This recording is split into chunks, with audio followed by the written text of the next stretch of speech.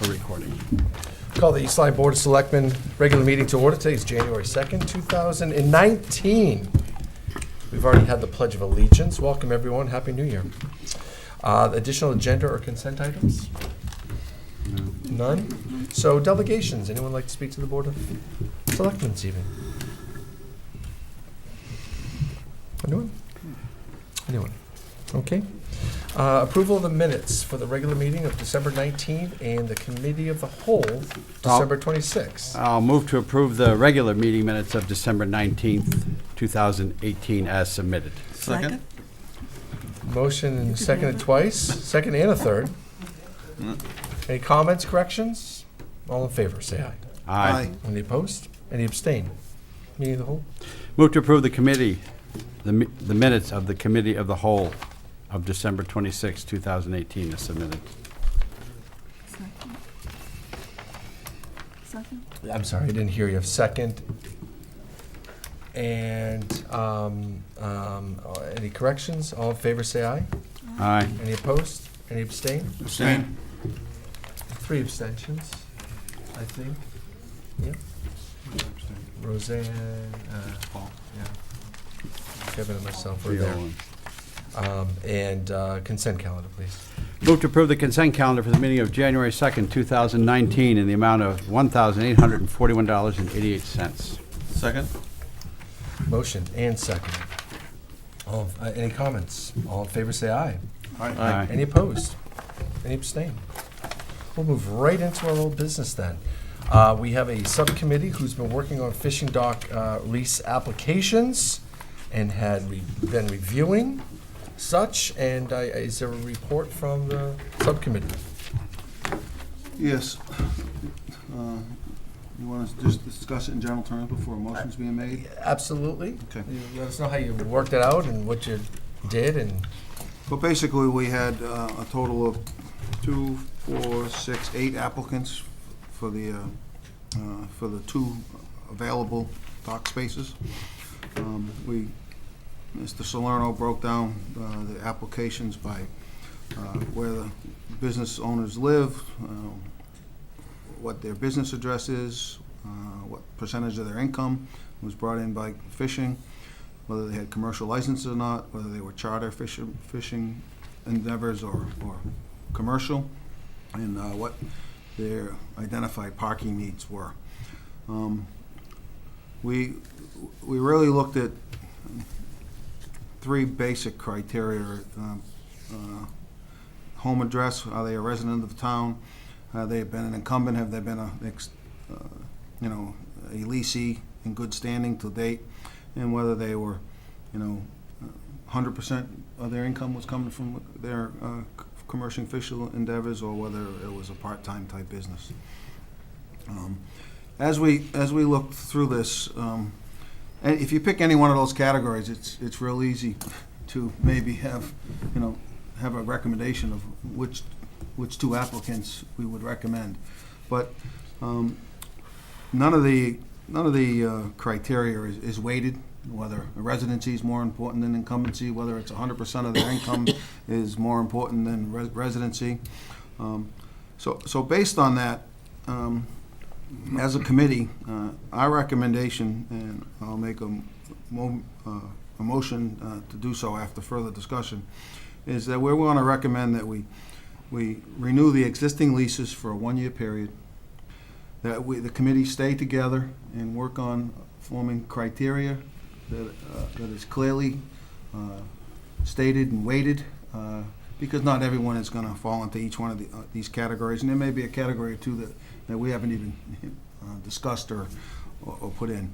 We would like to bring the recommendation for the criteria to the Board of Selectmen sometime this year prior to the termination of the existing of a 1-year lease.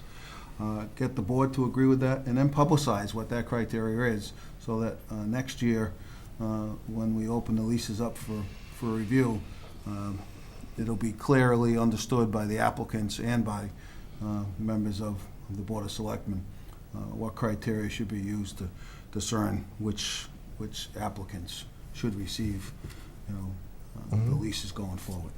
lease term was something we didn't spend much time on. We also would like to look at the Blackhawk lease, just to understand what it is and for how long it is.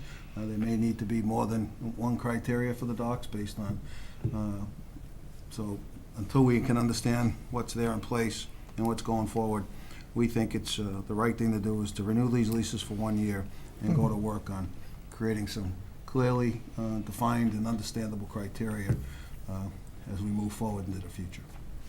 One of the committee members want to add or subtract from that? It's well said. I'll just concur. And from the criteria, we want to generate what is our real purpose here for these docks? Is it provide lower costs to certain people? What are we trying to get different type of endeavors in there? So that's going to be part of our discussion, which will lead to the criteria. I would agree with everything that's been said. Our main focus is being fair to all the people that want a limited resource and being transparent. And I think in that way, we do our best to serve the interests of the town and the people that seek space on the dock. That's all I have. It had been recommended to charge a flat fee. I don't know if the commission talked about that at all. We had talked about moving it up to $3,000 a slip for the year. It varies now. For these two slips, the Blackhawk has a separate lease and a separate situation and a renewable lease that I think does, by the way, expire next year. So actually, your timing would bring everybody, I believe, and I might be wrong on that. I saw. There you are, Greg. I saw, and I'd have to go back and look at that, and they pay a far different fee, and it's based on several things. But for these two, we talked about a $3,000, which is still well under market rate in comparison to other private marinas, and based on the size of the typical boat that would be there. So your motion is. So I make a motion to renew the existing leases of Michael Stepsky and Michael Beebe for 1 year term at the rate of $3,000. Second. Further comment? I like the fact that they're going to look at this again, too, because I know we have a few town people who right now have fishing docks in a couple different towns, and it would be much more convenient, and they depend on 100% of that's their livelihood, fishing. So I'm glad we're going to look at that, and as long as we're planning on doing that, I'll be able to support this motion. Anyone else? Comments? Yes, I'd like to know, the $3,000, how far out of line is that compared to what Stonington, for instance, or any other communities that you compared? How far out of line is the $3,000? Generally, and it varies. It's based on length of boat, etc., and facilities available, and parking, etc. It's all over the place. I based it on the comparison to commercial or private slips, and this is far under that market value. We obviously are undercharging where we had at least 8 applicants looking to subscribe to this or to lease out of this. It's kind of a supply and demand kind of situation. So I don't have those exact figures for you. I can tell you that $3,000 is still a good deal for these big boats, and I know it would be a great deal if we charge a lot more for the Blackhawk. I know that. That's something we wanted to look at. We had one applicant that said he gets it in a different town and they charge more for non-residents. So we want to take all that in for our subcommittee. Are the 2 applicants that have been selected, are they town residents? They are not. No. But they've been leasing dock space, one since 1992 and one since 1985.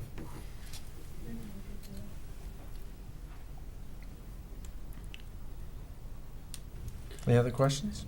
I will Yes, ma'am. vote for this, considering that the subcommittee wishes to do more work. But personally, I believe that town residents should have precedence. So that was just so you know, that was a major topic of discussion, and that's why we want to go back and make sure we're doing it right. Yeah, I think establishing a set of criteria that would be a lasting set of criteria. We couldn't find anything solid on which to base these decisions on. There's been things in minutes, et cetera, but I think setting up criteria Ahead going of time. forward, yeah, Yeah. would be helpful. And then Obviously. we have the smaller space that is available. Will the subcommittee be taking a look at whether it would be advantageous to try to extend that? The first lease that hangs under the bridge? Yes. Is that one? So after the Niantic River Bridge is completed in its renovation, we can look at extending a lease to that dock as well. And we'd recommend a smaller boat there. They're gonna start this summer, so we will have at least 2 seasons where we shouldn't have a boat at that location. And the state will be compensating the town for its loss of use, loss of rental income. And finally, the 2 applicants that were selected, is this their livelihood? One claims 50%, one claims 60%. We had 5 other applicants that were 100%. That was one of our criteria we want to look at. I think part of the problem for us was that in the absence of any established criteria, and we could find none, to disrupt the status quo would be arbitrary. And I think once a panel starts acting in an arbitrary way, you're asking for trouble. So we're trying to do it right. We're trying to take a step back and evaluate and be fair to all. And next year, everyone will have a fair shot. They'll know what the criteria is, and we'll be able to do our job in a way that passes muster from both the town's perspective and I think people seeking place on the dock. So there really were no changes made in what already exists in writing. In other words, you didn't make any changes to what is currently being done, Because because town attorney approved those previous drafts. we're not changing the actual language right now in the leases, but Okay. what we're looking at, I mean, what we were charged with was those that submitted applications, selecting who would get the 2 limited spots that were available. And after deliberating and considering, I think we all felt that those that were the incumbents, those that have been there, to disrupt that would probably not be the best course at this point without established criteria. So that was the recommendation that we made as a panel. And we would like to meet again throughout the year and come up with criteria and in a way that'll, I think, be viewed as fair to all concerned. Thank We you. we should do this earlier than the 11th hour of the lease as well. So Absolutely. let's make a goal to, if you had this wrapped up, to give, should there be some changes in tenants, them a chance to find other alternate places to dock their business, if it is a business, and to give us on the legal side a proper amount of time to give notice, if you will. So I thank the subcommittee for your hard work and for thinking it all the way through, because this is a multi-dimensional situation, and Right. you covered yourself. Thank you. All set? All in favor, say aye. Aye. Any opposed? Any abstain? Thank you again for your work. We'll notify the current tenants that we have another year to go. And that'll be for a 12-month period, whereas typically they're 3 years. Okay. Does that consider beginning now, January? January 1st, the lease is expired on December 31st, so, we'll kick these, we'll just renew them for another year, assuming they accept the terms. Right. And then there's that, right? Going on to new business, amend the motion, moderator's term expiration. I think when we, it's a clerical or, just so many different people to appoint when we're doing that in the season. We appointed our moderators for a period of 1 year, and it should have been for a 2-year period per charter. So we are looking for y'all to modify the motion. I'll move to amend the expiration dates of Eugene Cushman, Town Meeting Moderator, and Pierce Canaire, Deputy Town Meeting Moderator, to January 6, 2020, which is the accurate 2-year term. This motion corrects a clerical error on last year's appointment. Second? Any comments? So Mr. Cushman this evening does a fine job, and we've used Mr. Carnaire, former Senator Carnaire, several times over the last year. So thank you them both for their service. All in favor, say aye. Aye. Any opposed? Any abstain? Next on our agenda is is 3B, discussion of the public safety complex. Heard it's generating a little conversation here and there. I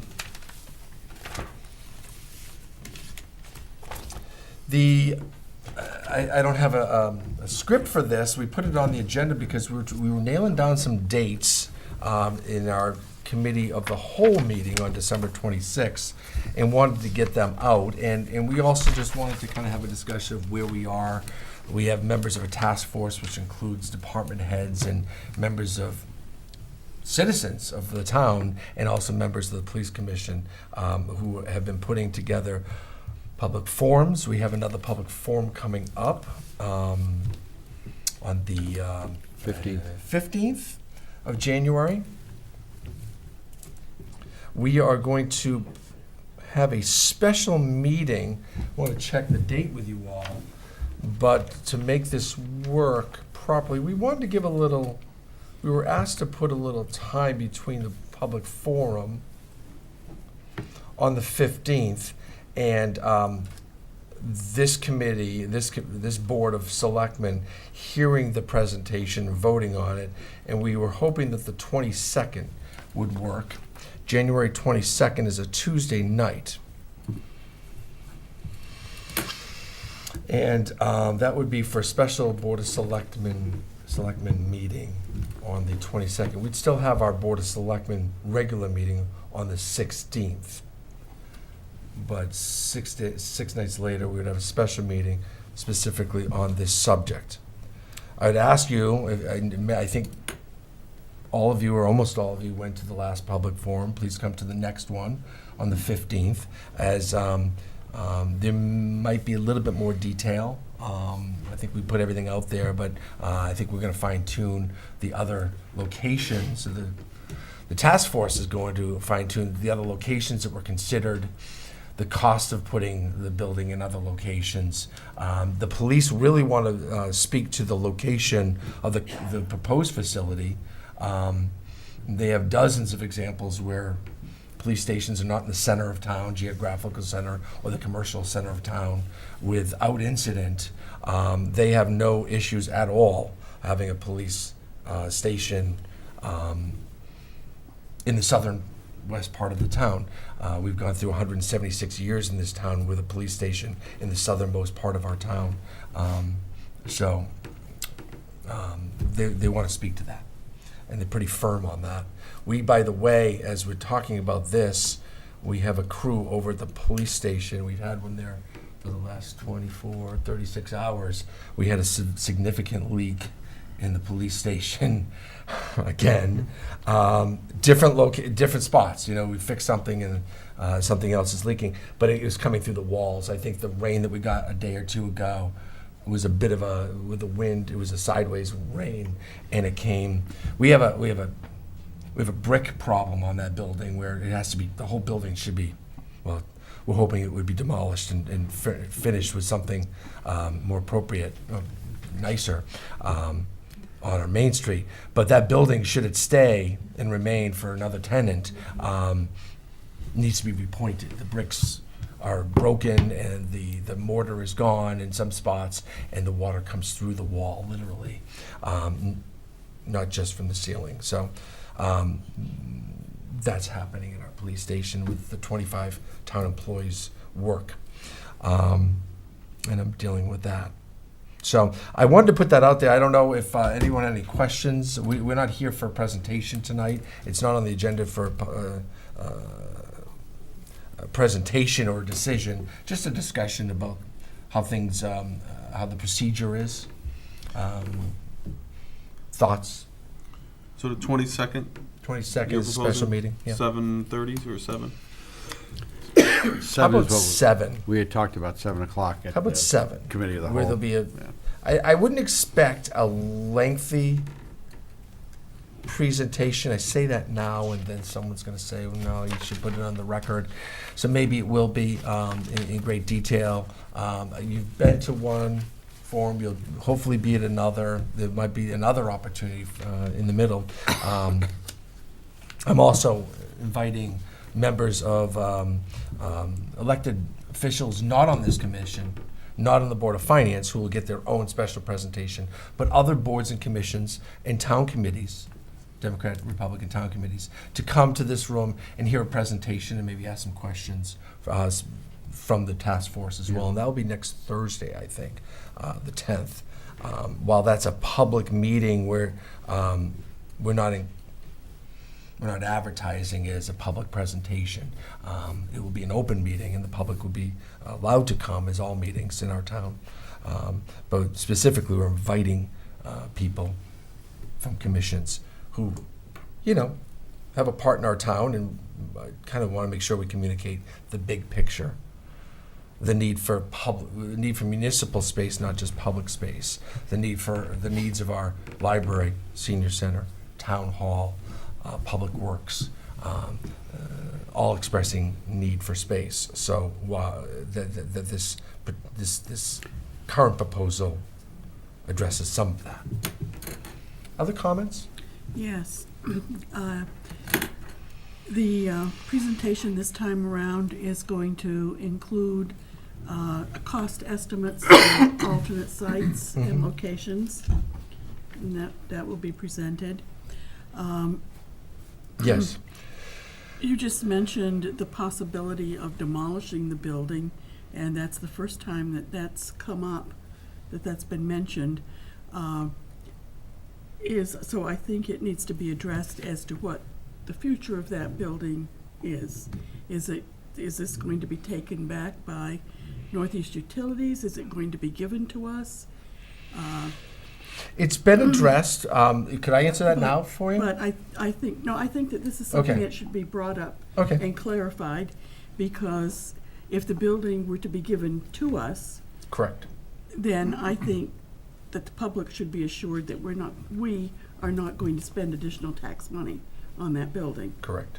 And that if there's a possibility that it's to be demolished, that's an expensive proposition as well. Not if the new buyer does it. Exactly. Right. Yeah. So what I'm Right. saying is that this needs to be clarified for the public. No additional tax money to be spent on that building. And then in which case, how does that go forward? Correct. Okay. So we'll talk about, and thank you, and I want to hear more. We'll talk about the plans in partnership with Dominion, saying we want to reuse that space. Dominion has no interest in profiting from it. We have a deal. We can buy it, the building, from them. We're working with DEEP and DECD, Department of Economic Development, to identify this property as a brownfield. Will qualify for grants. We've kind of been pre-qualified already. It meets every check mark that they look for in a public site, especially because it's on our main street, much like our park did. And we'd want to clean that up using those Superfund sites. Superfund, it's not Superfund, but it's brownfield funds, and then offer it for sale. And I think that Yeah. process just needs to be clarified for the public. The big if, but I want to put on, since you're bringing it up, the big if we didn't qualify, what would happen? We'd sell it as is and let someone, you'd have to sell it at a much cheaper number. If we had a clean property and we sold that, we think we could get $5 to $700,000 for the site.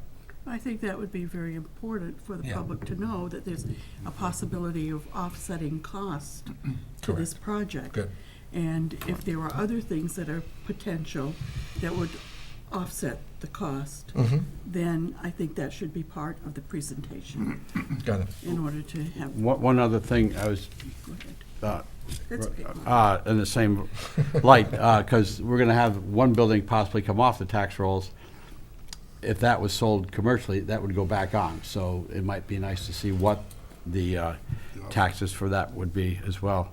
And some of the other concerns, I think that we need to address, and I think this needs to be done by the police department personnel, is the location. That's something I've heard. I hear it a lot. Having done that for 28 and a half years, the location doesn't bother me because you're not supposed to be there. The only person, if you had to respond to something in the middle of the day that would be coming from there, would possibly be the chief. Chief Everybody else would be out in a patrol area. And I think the chief needs to explain that when there's a crossover on shift two, there's an overlap to where when the oncoming shift is in roll call, the off-going shift is still out on patrol. So it's not as if they all come back and if there's a period where they're there. I think those are things that need to be explained, as well as the plans for, raising the bridge over there, which, eliminates some of the flooding concerns. I think those are really good things that we need to explain. And, I remember back in 2004 or 5, it was moved to that location for 3 to 5 years until another suitable site could be made. It's 14 years later, 13 years later. The chief couldn't work in his office today because of the flooding that came into his office. I would love to see if we could have another tour of the facility. Yeah. That, I think, would be great. I don't think anybody that went to the one on the 15th came out here saying, oh, great facility. I think they were pretty much, whoa, this isn't a good fit. It's not a good location. Do you know, Yeah. I was not able to go, but I've been in the building several times. I know you have. Do you know approximately how many people attended the tour? A couple dozen. Yeah, I heard roughly about 30. That's So, all? mhm. Yeah, it was Saturday before Christmas. We're gonna have another one. We've also done a video tour that we'll put up, but I don't think that works as well as going in there and smelling it, literally. Well, there's a mildew and mold situation that doesn't go away,